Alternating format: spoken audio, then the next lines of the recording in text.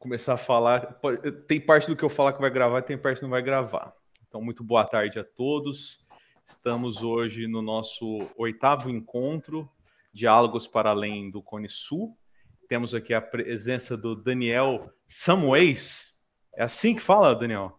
Exatamente, meu jovem. E o Daniel topou falar desse tema rico, educação, item de primeira necessidade. E antes de passar a palavra para o Daniel, para ele falar das pesquisas que ele tem feito, os artigos que tem publicado, os interesses, né, com a política contemporânea, eu esqueci de falar, com o atual presidente, o seu Jair, né? E ele se interessa um pouco sobre esse tema. Eu vou mencionar uma passagem de um texto para introduzir essa conversa, uma passagem que teve alguma repercussão na história do pensamento ocidental, porque veio de um filósofo muito importante que é o Aristóteles. Ele diz na obra dele, Metafísica, em que ele define qual que é o objetivo da filosofia, o que caracteriza a filosofia, ele coloca ela hierarquicamente acima das ciências voltadas à utilidade e à necessidade. Justamente por não ter um vínculo com o que é útil e necessário, para Aristóteles, a filosofia estaria hierarquicamente acima das demais ciências. E por que eu estou trazendo essa passagem do Aristóteles? Porque o questionamento é: a educação é um item de primeira necessidade? Se fosse para Aristóteles, ela seria uma ciência inferior, porque ela está conectada, ela tem esse vínculo com o que é útil e necessário. E as ciências, segundo Aristóteles, quando não tem esse vínculo com o útil e o necessário, elas são ciências que estão desprendidas de uma certa obrigação que a gente faz, então, porque sabemos que é nobre, não porque necessitamos dela, mas porque buscamos-as. E, tendo feito essa introdução, eu passo agora a palavra para o Daniel, para ele se apresentar e falar o que ele pensa sobre a necessidade da educação, dado o contexto que nós estamos. Passo a palavra, Daniel. Maravilha. Primeiramente, boa tarde a todos.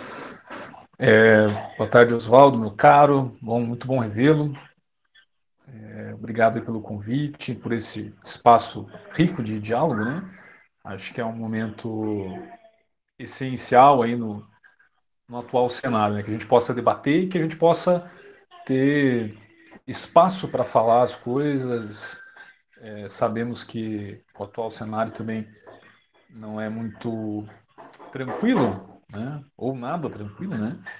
Mas acho que é muito importante que a gente tenha esses espaços de diálogo, que a gente consiga se expressar, que a gente consiga colocar aí as nossas ideias, né?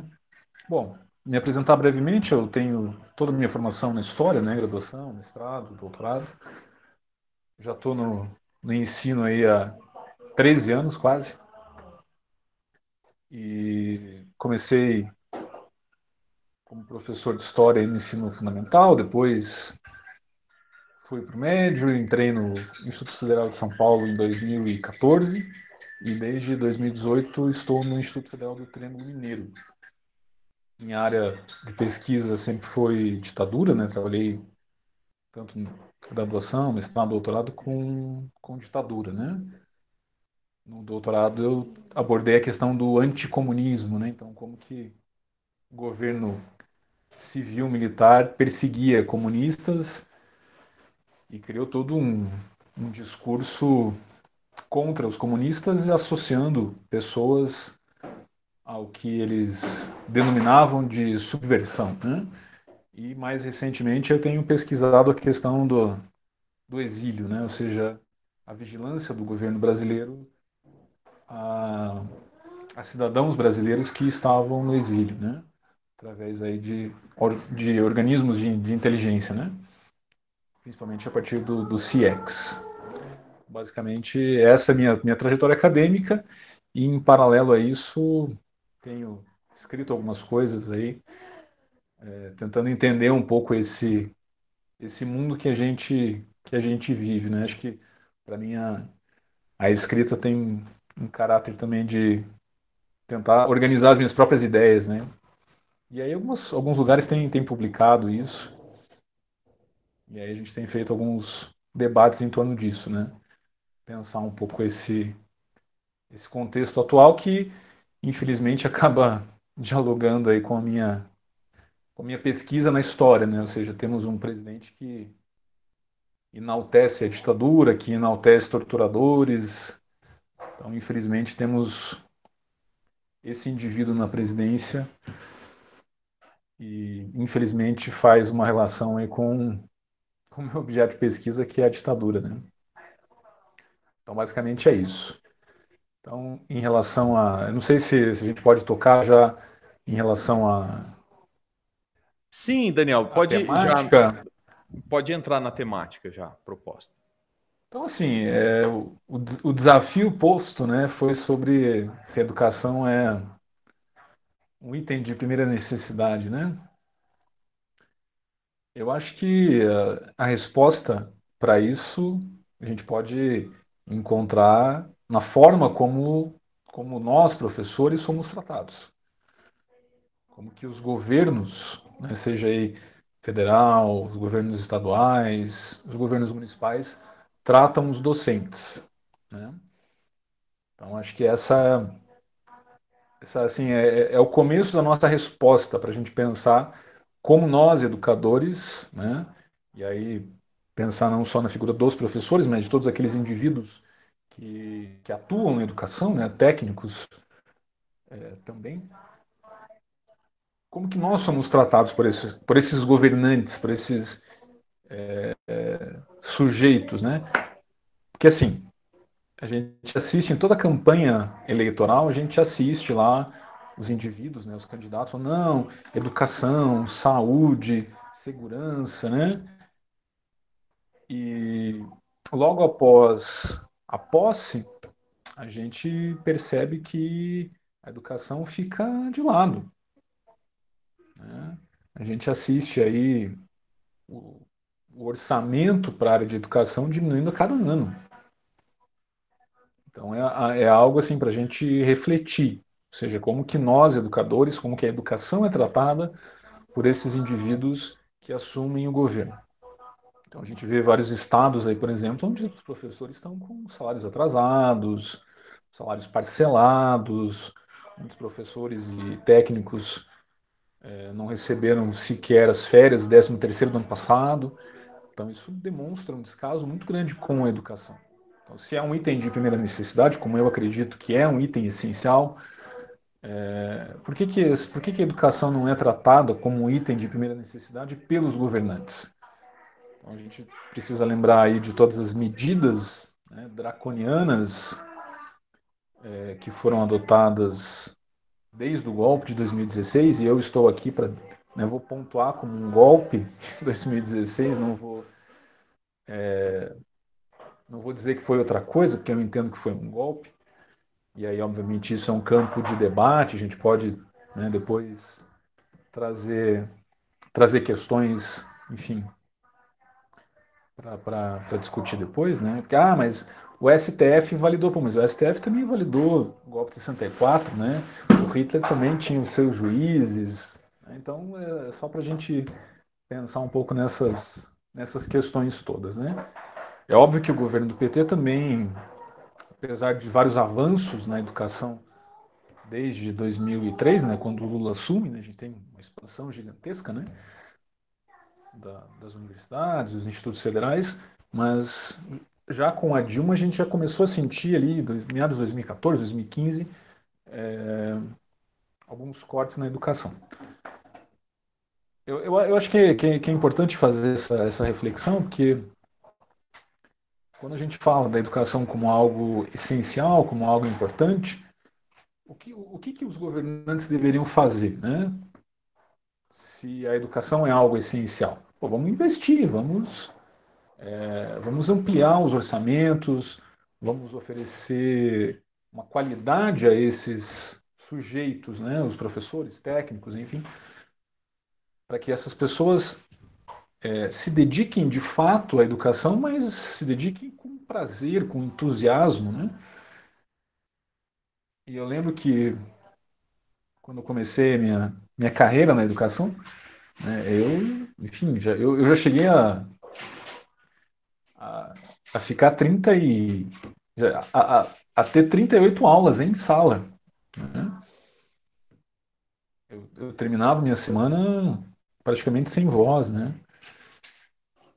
Então, assim, se a educação é pensada como um item de primeira necessidade, os profissionais da educação eles deveriam inicialmente ter um tratamento muito bom. Ou seja, a gente não deveria assistir o que a gente assiste, né? Ou seja, uma perseguição aos professores. E aí a gente tem, por exemplo, movimentos de tentativa de cercear os professores, né? Como, por exemplo, o movimento Escola Sem Partido. Nós, da área de humanas, a gente sabe muito bem o que é isso. Ou seja, você está lá e daí, de repente, você vai abordar um tema e você pensa, pô, mas será que eu falo, né, desse jeito? Será que não vai ter alguém que pode pensar de uma outra forma, né? Eu lembro que quando eu estava, eu não sei se você ainda estava em Avaré, mas lá a gente teve problemas com jornalista, né? O jornalista fazia matéria de jornal para dizer que havia doutrinação ideológica no Instituto Federal, né? E aí recaía sempre em quem, né? Recaía nos professores de humanas. A jornalista ainda tentava lá dar uma. Ela não me citava nominalmente, mas ela dizia assim: os professores de história do Instituto Federal. Como só tinha eu de professor de história lá. Então, assim, é algo complicado, né? E aí, assim, de um lado você é atacado pelo governo, de outro lado você é ameaçado por esses movimentos que ficam de alguma forma controlando, tentando controlar aquilo que você fala, aquilo que você aborda, como que você, né? E, e de outro lado a gente tem todo um sistema que também não vê a educação dessa forma. A educação como algo de primeira necessidade, né? Então é algo, assim, é um momento muito difícil e isso também está associado ao que a gente pode chamar como neoliberalismo, né? Ou seja, é algo também que eu tenho me interessado, né? Porque as pessoas pensam muitas vezes assim, o neoliberalismo é só uma diminuição do Estado. É isso que é vendido muitas vezes, né? Inclusive dentro da própria esquerda, né? A gente assiste com muita frequência discursos que falam assim, neoliberalismo é uma diminuição do Estado. Mas não é só isso. O neoliberalismo ele tem como objetivo criar um novo sujeito, né? Ou seja, um novo indivíduo, né? E aí é também um desmantelamento da própria sociedade como nós a conhecemos, né? Ou seja, dessa ideia do coletivo, né? E por que eu estou falando, né, do neoliberalismo e desse novo sujeito, né? Que aí você trouxe no início da sua fala a questão da técnica, né? Porque o que o neoliberalismo vende? Ele vende essa questão da utilidade, ou seja, a educação tem que ser. Agora a gente está caminhando muito para essa ideia, né? Não sei se vocês já ouviram isso, né? A ideia do mundo 4.0, educação 4.0, né? Tudo virou esse negócio do 4.0, né? É algo que me preocupa um pouco, assim. Tenho uma certa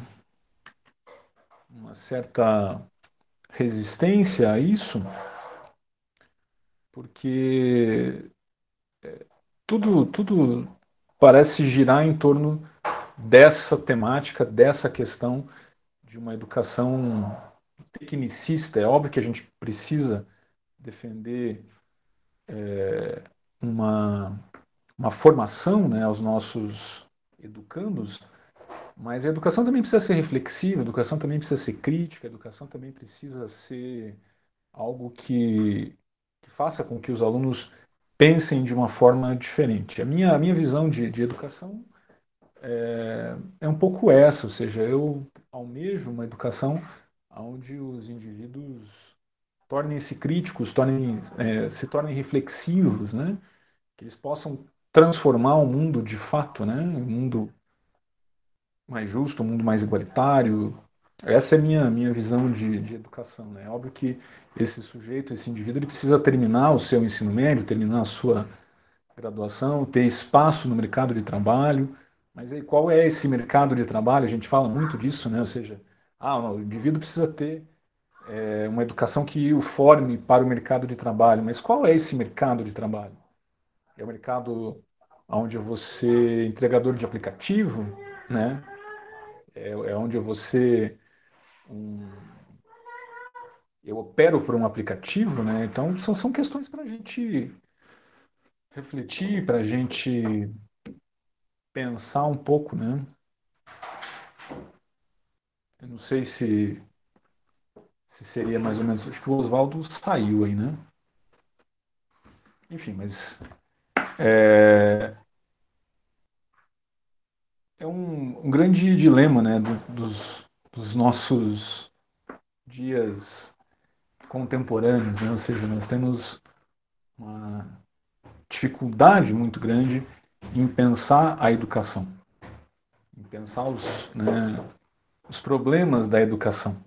Então, agora, quando milhões de famílias precisam cuidar dos seus filhos em casa e educar os seus filhos em casa, muitas dessas famílias agora enxergam a educação de uma outra forma, de uma outra maneira, né? Ou seja, qual é a dificuldade em educar, né?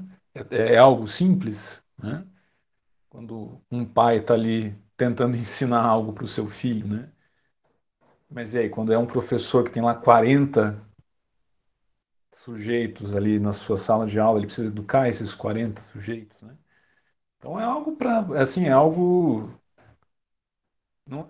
Diga, Ô, meu jovem. Daniel, e você acha que essa educação remota que nós estamos tendo que colocar em prática é algo que a gente ainda precisa vivenciar, digerir para ter uma ideia de como fazer? Ou você já tem alguma opinião sobre uma melhor maneira de ser colocada na prática, para ela ser efetiva para os estudantes, para os professores? Você acha que nós ainda estamos no processo de entender como funciona isso? Ou você acredita que o que nós passamos nesses 2 meses e meio, 3 meses, já dá para a gente vislumbrar como implementá-la de maneira efetiva? Olha, Oswaldo, eu acho que é algo muito difícil da gente ter uma resposta pronta e acabada. Eu não sei como foi aí em Rondônia, mas aqui no Triângulo Mineiro, as aulas foram suspensas no dia 16 e no dia 18 de março nós já estávamos com atividades remotas, né? Então foi algo muito rápido. O espaço assim para a gente refletir sobre isso foi muito pequeno. Ou seja, a gente não teve um espaço para pensar um pouco sobre essas questões, né? Muitos lugares, acredito que a grande maioria, né, ainda se encontra com os seus calendários suspensos. É algo, assim, é difícil, né, a gente pensar, pô, vamos ficar o ano todo, né, sem aula, né? Vamos deixar os estudantes sem aula. Também é difícil isso, né? Nesses processos em que a gente tem que encontrar uma solução, sem nunca ter vivenciado algo parecido, eu concordo que é difícil encontrar uma solução. Mas a gente, em pouco tempo, identifica aquilo que não dá certo também. Ah, sim, não, não, A gente percebe. Desculpa. que assim, né, a gente percebe, né, nos institutos, os institutos, eles por serem uma educação de excelência, né, então eles atraem um público muito diverso.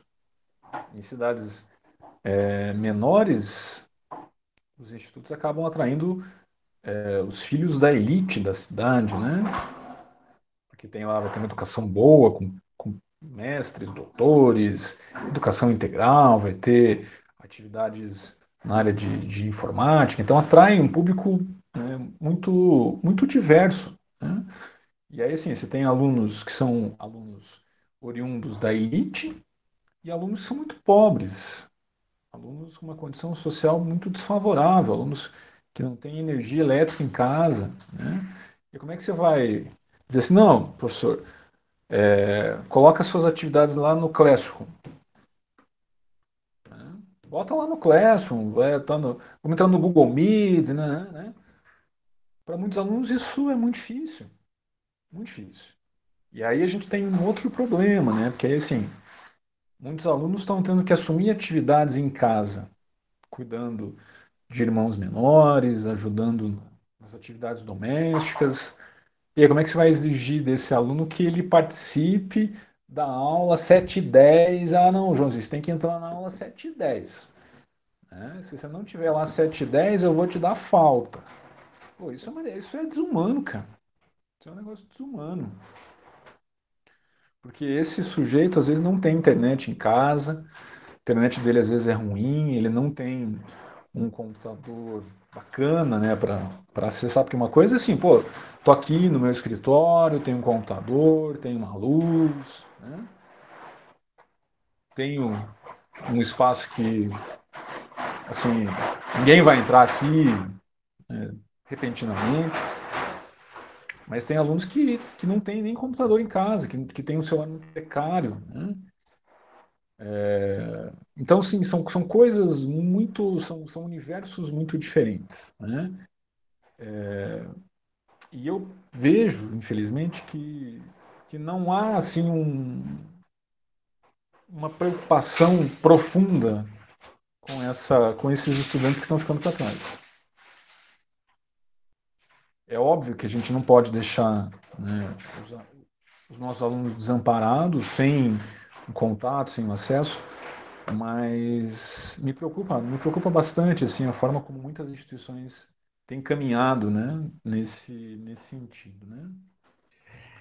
Dizendo isso, Daniel, você toca uma questão que eu estava querendo perguntar, ia deixar para o final, mas, né? Quando não temos um norte, as instituições tentam, de alguma maneira, resolver os seus problemas da Uhum. sua maneira, chamando a responsabilidade para si.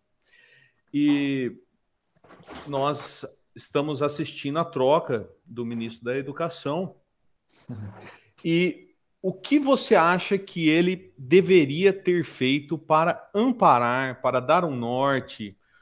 Em outras palavras, se fosse você o convidado pelo seu Jair, o que você começaria a colocar em prática depois de passarmos por esse estágio do que dá certo e o que não dá certo? Qual seria, você como ministro da Educação, o que você colocaria em prática para a gente se sentir aparado, para as instituições terem um norte a seguir? Bom, primeira coisa, né, se o Jair Bolsonaro me convidasse para ser ministro da Educação, eu, assim, primeiramente eu não aceitaria, né, porque eu acho que qualquer sujeito que tope participar desse governo está sendo conivente com todas as arbitrariedades que o governo, em sua totalidade, comete, né? Mas, digamos, se porventura fosse um outro sujeito, né, na presidência, um professor, por exemplo, né, tivesse na presidência e porventura viesse a me convidar, né, eu tentaria fazer duas coisas.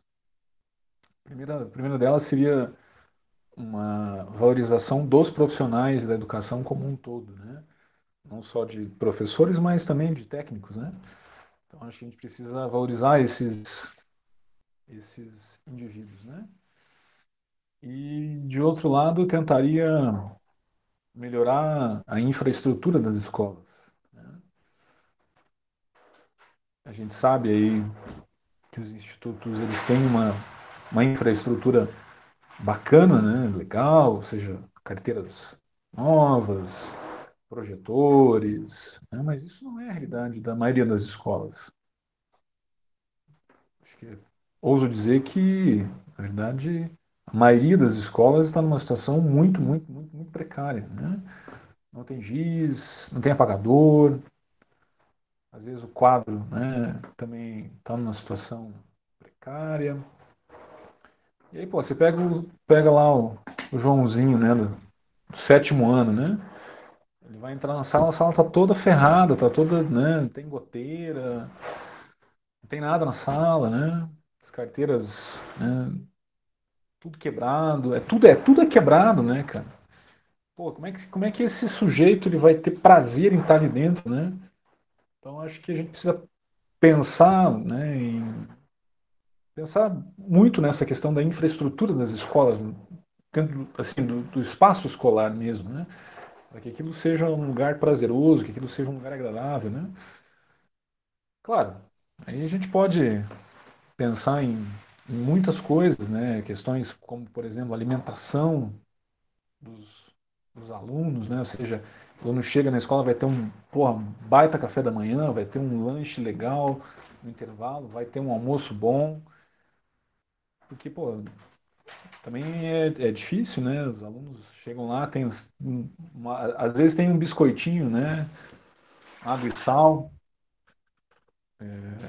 Então, assim, são questões profundas, né? Material didático. E aí, claro, né? A gente pode pensar também em outras ferramentas, né? Também do ponto de vista metodológico, né? Para que os alunos não fiquem sentados dentro de uma sala de aula 5, 6 horas só ouvindo um professor falar, né? Eu acho que a gente pode pensar em outras formas de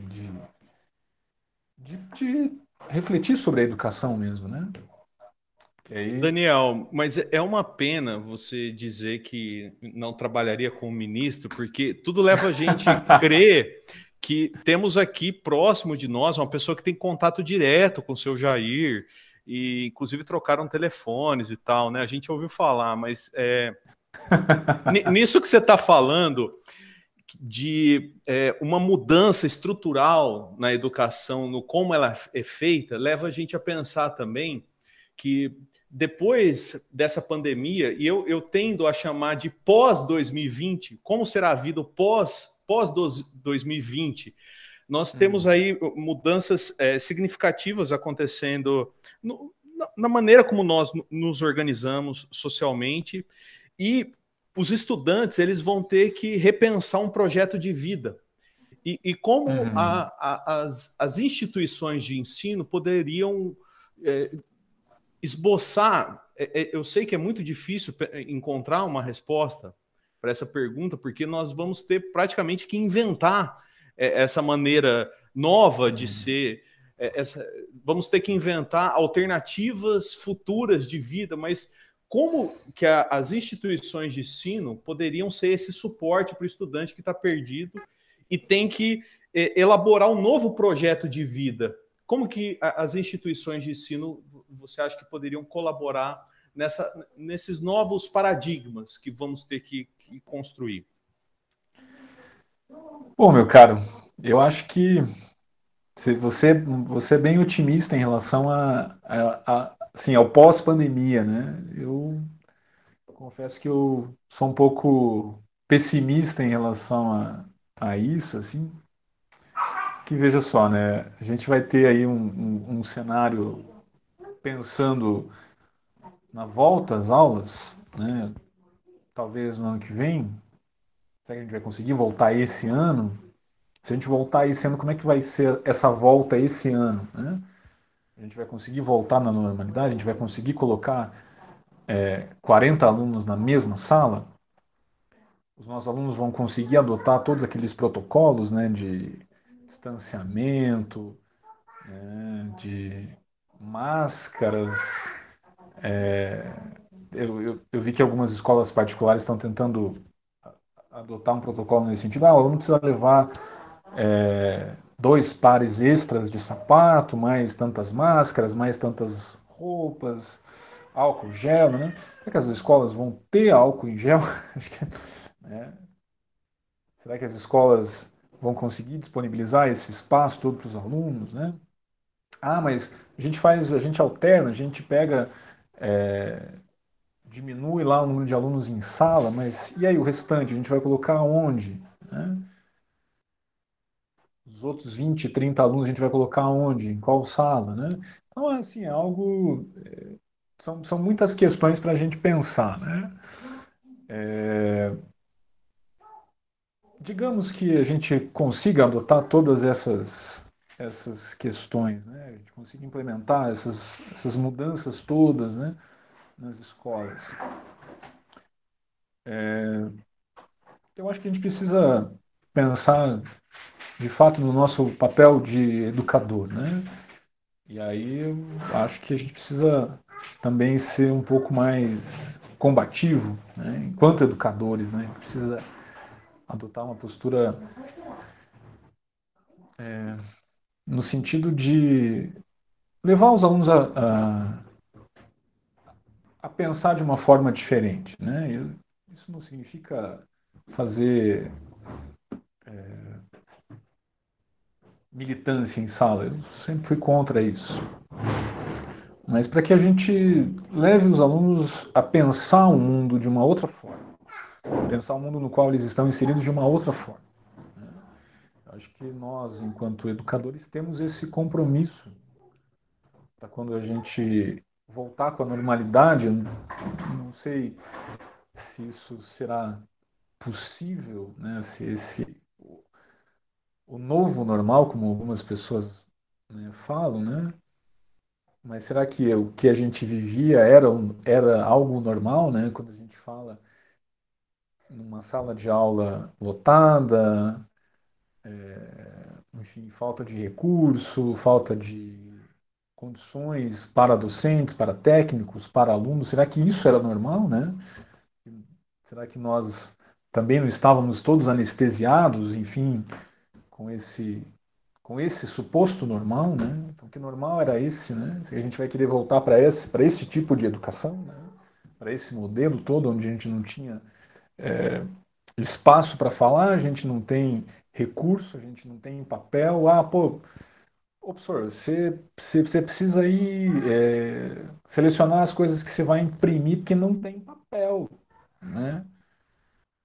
Você precisa pegar lá o seu texto e transformar numa página só. Aí você pega lá aquela letrinha miudinha, né, alonga a margem, o aluno mal consegue ler aquilo, né? Então para esse normal que a gente quer voltar ou a gente quer de fato uma educação diferente, né? Então eu acho que são questões para a gente refletir e pensar, né? Eu obviamente sou um pouco ainda tem uma grande utopia, né? Eu acho que a gente ainda vai conseguir transformar a educação, a gente vai conseguir uma educação inclusiva, uma educação, enfim, mas vai ter que ser na base de muita luta, né? Certo. O Daniel, você tá no estado de Minas Gerais, não é isso? Uhum. Triângulo Mineiro. Nós estamos aqui, alguns de nós, né, estamos falando do estado de Rondônia, e a gente poderia mencionar, eu sendo porta-voz, né, de alguns dos presentes aqui, a gente poderia mencionar algumas iniciativas que foram benéficas nesse momento que nós estamos. Uma delas é esse espaço de debate que a gente tá criando e está colocando em prática, que comparando com a realidade presencial, eu acho que foi um ganho nosso. A gente conseguiu criar um espaço de diálogo, de debate, por conta um pouco da necessidade. Esse seria um exemplo positivo que nós teríamos para mencionar. Você teria algum exemplo positivo aí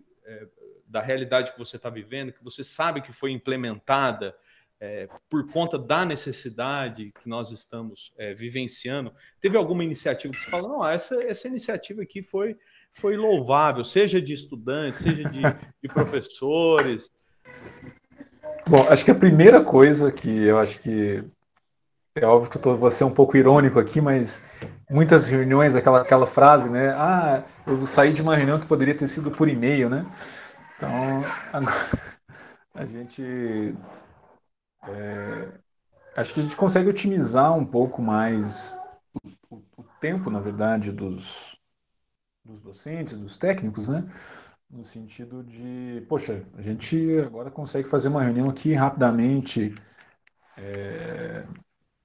virtualmente, né? E isso é um ganho de tempo, um ganho de espaço, enfim, eu acho que isso tem lá tem o seu aspecto positivo, né? Ao mesmo tempo, eu acho também algo aí mais profundo também, né?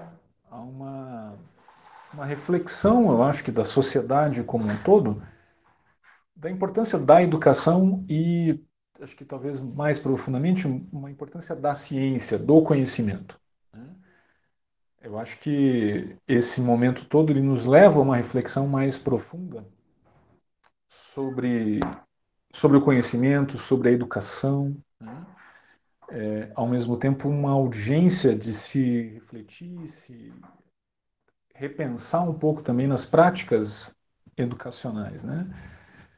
É óbvio que isso não é um trabalho fácil, né? Porque, pô, você pega lá um sujeito que está há 20, 30 anos lecionando, né?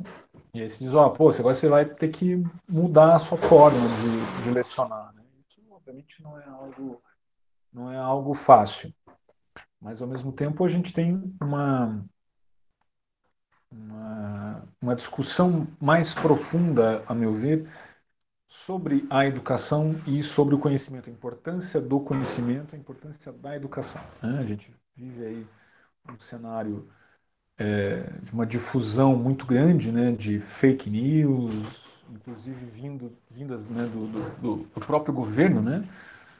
Acho que é questão de medicamentos, toma cloroquina, não toma cloroquina, faz bem, não faz mal, é uma gripezinha, não é? Né? Então, eu acho que isso nos leva a uma discussão mais profunda sobre o papel da educação e do conhecimento, da ciência, né?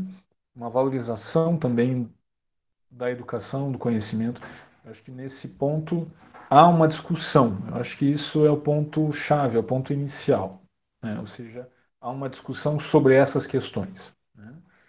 A questão, né, a meu ver, é como vai ser essa retomada, né? Ou seja, será que depois que a situação se normalizar, ou enfim, né, será que a gente vai ter aí vai ter essa valorização por parte dos governantes, né?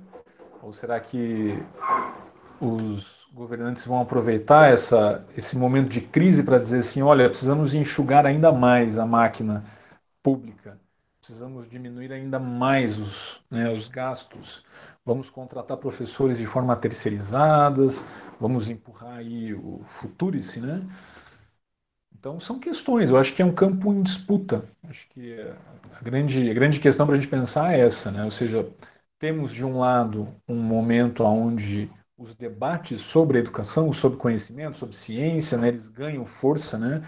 Acho que fazia muito tempo em que cientistas não eram tão ouvidos, né?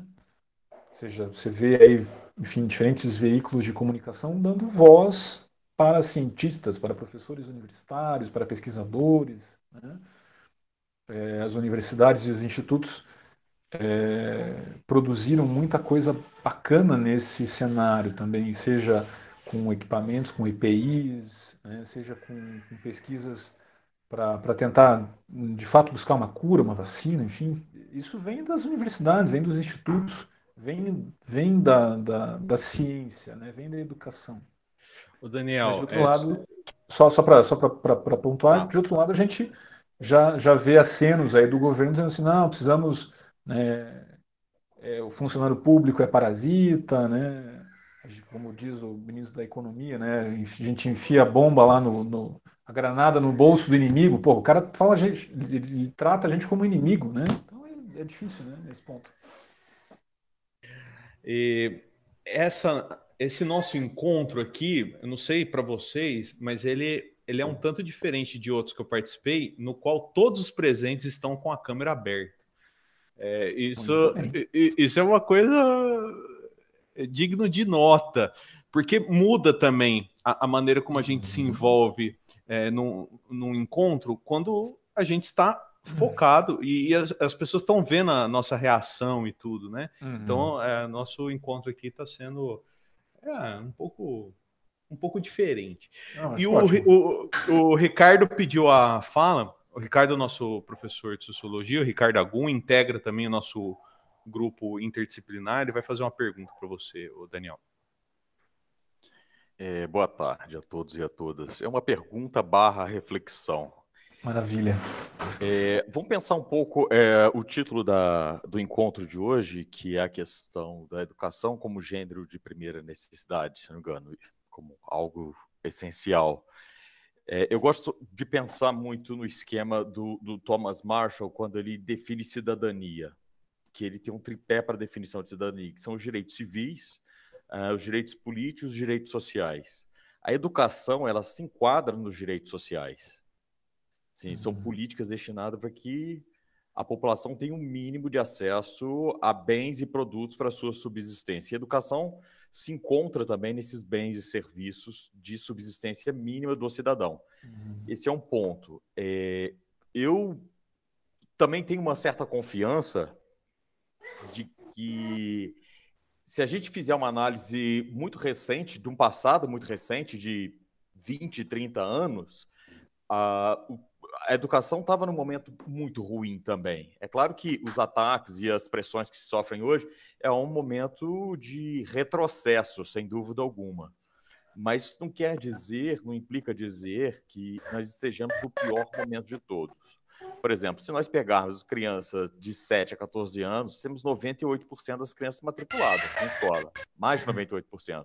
A gente pode questionar a qualidade dessa educação, sem dúvida alguma. Mas há 30 anos atrás, esse número é muito mais baixo. Então, assim, nós temos as crianças frequentando as escolas. O que precisamos, certamente, sim, é um avanço na qualidade da educação.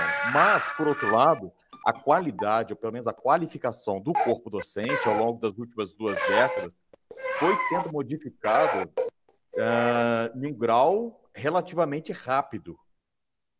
E é claro que o nosso sistema educacional também não estava preparado por esse avanço tão grande, nem de absorver os estudantes e também de absorver essa mão de obra que a gente classifica mão de obra o corpo docente.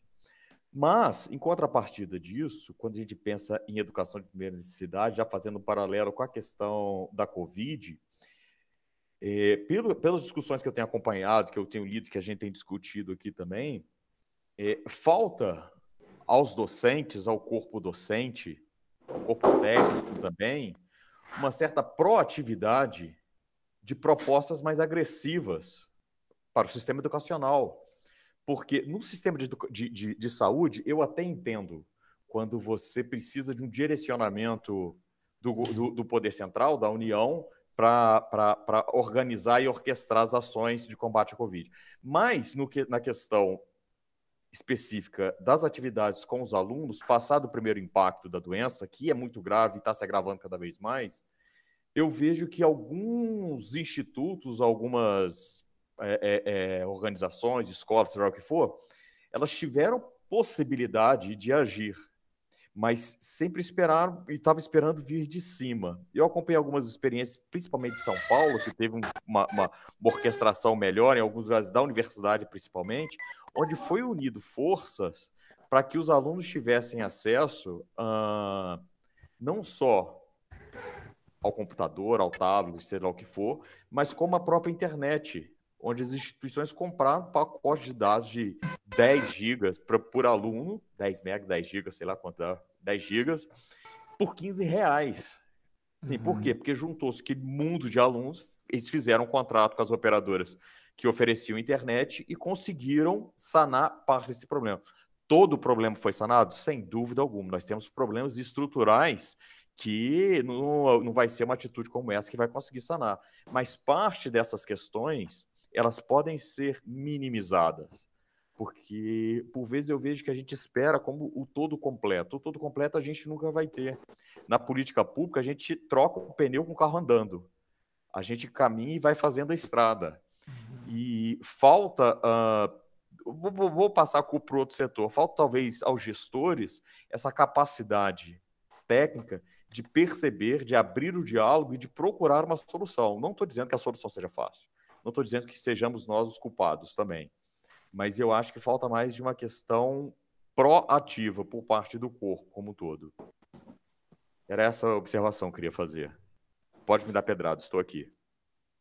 Não, imagina. Eu acho uma questão complexa, né? De fato. Porque muita gente vai ficar para trás. Esse é um dado, né? Não é nenhuma possibilidade, é um dado. Independente da forma como a gente atuar nesse cenário. Muita gente vai ficar para trás. A questão é, qual é o plano que a gente vai elaborar para cuidar dessas crianças que ficaram para trás. Porque você falou dos pacotes, né, de internet. Aqui na minha instituição, a reitoria adotou isso, né, comprou pacotes de dados para alunos que não tinham internet. Só que muitos alunos moram na zona rural. Não tem internet. Nem 4G, nem 3G, nem 2G. Né? Não chega a internet.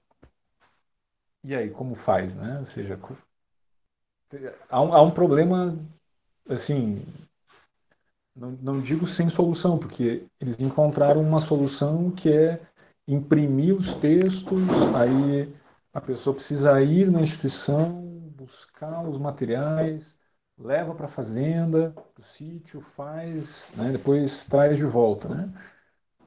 Mas assim, aí você pega esse indivíduo e vai comparar com o indivíduo que tem uma estrutura boa, que tem uma casa boa, que tem uma internet, né, de alta velocidade, um computador potente, com um monitor bacana, né? Então, são desigualdades muito profundas, mas eu acho que a gente precisa, de alguma forma, como você bem falou, essa proatividade, né? Porque se a gente não fizer, alguém vai fazer. E a gente corre o risco de aumentar esse gap dos alunos, que se a gente não fizer para uma boa parte deles ou para a maioria, acaba todos sendo excluídos. E assim, eu concordo contigo plenamente. Os que forem ainda mais excluídos precisam de um plano forte por parte do Instituto para reaver esse tempo perdido de alguma forma, seja com aulas extras, seja lá o que for, mas esse grupo precisa dessa atenção, sem dúvida alguma. Agora, pela parte técnica e docente, é muito mais prático e possível a gente prestar esse tipo de atenção mais presente num grupo, sei lá, de 10% dos alunos como um todo, que 100%. Assim, por isso que eu digo assim, alguma coisa tem que ser feita, senão a distância cada vez aumenta mais para um grupo cada vez maior. É questão de a gente tem que diminuir o impacto negativo. E aí tem um outro detalhe, né? Que é, por exemplo, se você trouxe a questão do estado de São Paulo, né? Os caras estavam contratando YouTubers para dar aula, né? Então,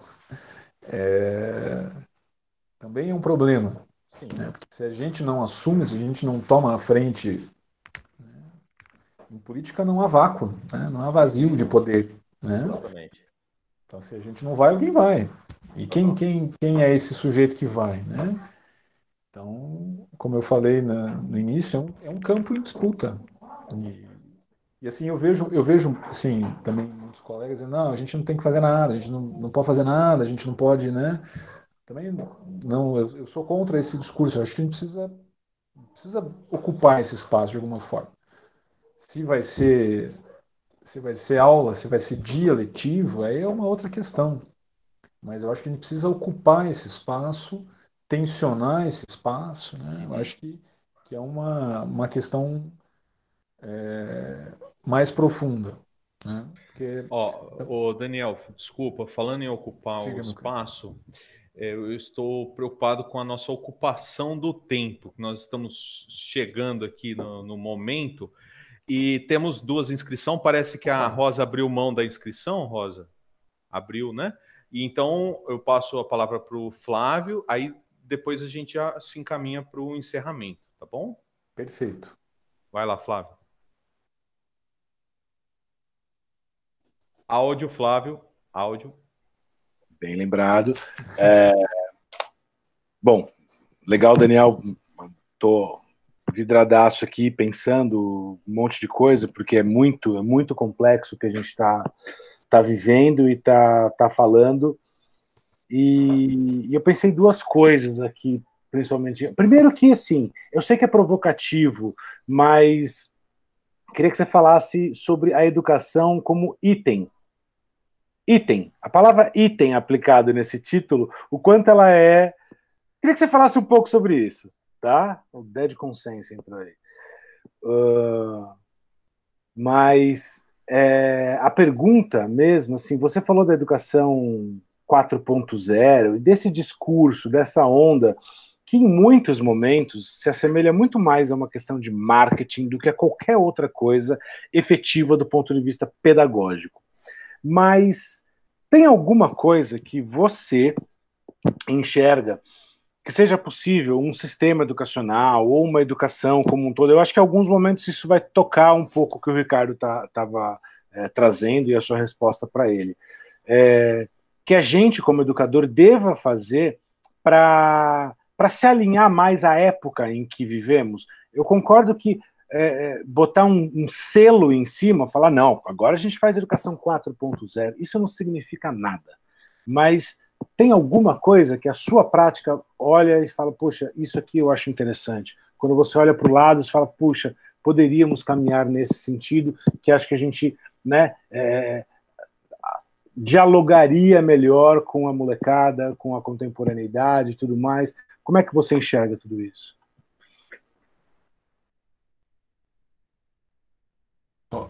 Maravilha.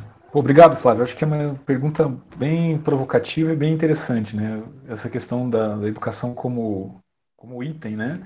É óbvio que isso faz um diálogo muito profundo com essa questão do neoliberalismo, como eu abordei anteriormente, né? Ou seja, o que o neoliberalismo faz? Ele transforma, né, o capitalismo, e aí pensando o neoliberalismo como esse momento que a gente vive, né? Tudo se torna uma mercadoria assim, profunda, né? Então você coloca isso como uma mercadoria. E aí o próprio, né, gestor, né, essa expressão gestor, né, aquele que vai gerenciar a coisa, né? Então você vai trazendo várias nomenclaturas disso, né? Disciplinas como empreendedorismo, né? Ou seja, o indivíduo, o sujeito empreendedor, né? Isso é um discurso neoliberal na raiz, assim, ou seja, você vai pegar, vamos voltar lá no Hayek, né? Ou seja, essa ideia do sujeito empreendedor, empreendedor de si mesmo, o aluno do mês, o aluno do bimestre, o aluno do trimestre, né? Você cria uma competição gigantesca entre os próprios alunos. Proatividade, que eu usei também, Daniel. Pô, perfeito, Ricardo, né? Meritocracia. Meritocracia, né? Então são vários elementos que vêm, né, desse discurso neoliberal. E eu acho que assim, para a gente pensar nos problemas que a gente enfrenta hoje, a gente precisa fazer uma análise muito profunda sobre o neoliberalismo. Eu acho que a grande chave para a gente entender a nossa sociedade hoje é entender o neoliberalismo. E não só essa questão, como eu falei, volto a frisar, né? Não é o neoliberalismo nessa dinâmica de menos Estado, né? Ou seja, a grande preocupação dos neoliberais não era essa, né? Era criar um sujeito novo, era formatar o sujeito, né? Criar um novo indivíduo, né? E eu percebo que esse discurso ele penetra com muita força na educação e na educação pública, né? E aí, assim, quem está, né, ditando os rumos da educação brasileira? Então, a gente tem aí várias instituições, vários institutos, várias fundações, né, que participam da elaboração por exemplo, da Base Nacional Comum Curricular. Quem foram, né, os agentes envolvidos nesse processo todo? Foram professores? Foram pessoas da educação pública ou foram pessoas oriundas aí da Fundação Lehman? Então, para a gente pensar quem dita as regras na educação brasileira, né? E aí quando a gente pensa na educação como um item, né, é algo que está numa prateleira, eu vou lá e pego isso, né? Ou seja, é a educação como uma mercadoria, né? Como um serviço, né? Então são questões para a gente acho que é uma reflexão que deve ser feita, né? Mas eu acho que a gente precisa também ter a clareza de pensar qual é o contexto no qual nós estamos inseridos. O Flávio perguntou sobre as dinâmicas, né? Por exemplo, assim, eu adoto o Classroom já há alguns anos, né? Uso ele como ferramenta com os meus alunos. Mas, assim, eu disponibilizo aos meus alunos, eu disponibilizava, né, quando estávamos na educação presencial, pega os alunos, leva para o laboratório, ou seja, tentava criar uma igualdade entre todos, né? Criação de podcasts, por exemplo. Isso deu muito certo, foi uma das coisas que eu achei, pensando nessa dinâmica mais recente, assim, né, ou seja, colocar o aluno também como, não como mero receptor, né, conhecimento, mas aí a gente precisa resgatar o Paulo Freire, né, ou seja, a ideia de superar essa educação bancária, né, não é um depósito de informações, mas colocar esse aluno como alguém ativo dentro desse processo todo, né. Então, acho que são reflexões aí para a gente pensar, mas isso obviamente vai, vai muito além, né, dessa questão, desses problemas todos que nós enfrentamos. É óbvio que, esse, que, a, que essa pandemia ela torna isso mais claro, né? Ou seja, ela estica mais, né? Ou seja, ela mostra mais esses problemas todos, essas desigualdades todas, né? E, obviamente, assim, tem coisas muito mais profundas, a meu ver, nessa dinâmica toda. Por exemplo, alunos que não participam das atividades, né? Acho que quando a gente está com essas atividades remotas, né? O Joãozinho lá não participa. Mas quando era educação presencial, também isso não, também isso também acontecia. Ou seja, também você tem alunos que não participam, estão no celular, né? Mas aí, você enquanto professor, o que você consegue fazer, né? Numa educação presencial, você está vendo. Você consegue chamar o Joãozinho ali, a hora que termina a aula, você diz, Joãozinho, vem cá, vamos conversar um pouco. Você não está participando, né? Você consegue criar você tem esse contato com o aluno, né? Nessa educação remota, isso fica um pouco mais comprometido, né? Você manda mensagem para o aluno, manda mensagem, o aluno não responde, né? E como é que ele vai responder se ele não tem acesso à internet, né? Então, são questões, obviamente, muito complicadas.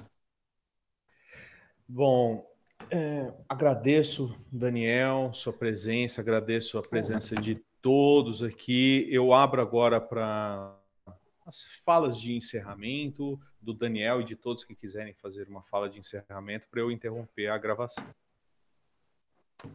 Maravilha. Primeiramente, obrigado pelo convite, Oswaldo. Obrigado a todos aí que acompanharam.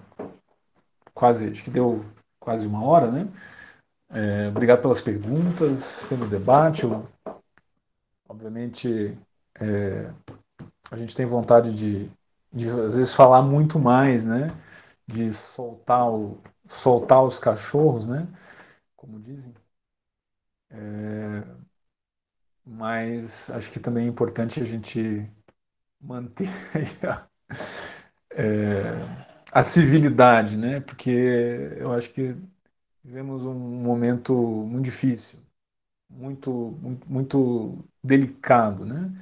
E eu acho que esses espaços todos, eles são muito ricos, são muito prazerosos, quando a gente consegue dialogar, estabelecer pontes, né? Ouvir colegas de profissão. Então eu fico muito feliz e agradeço muito aí pela oportunidade de estar debatendo com vocês. Foi muito bacana.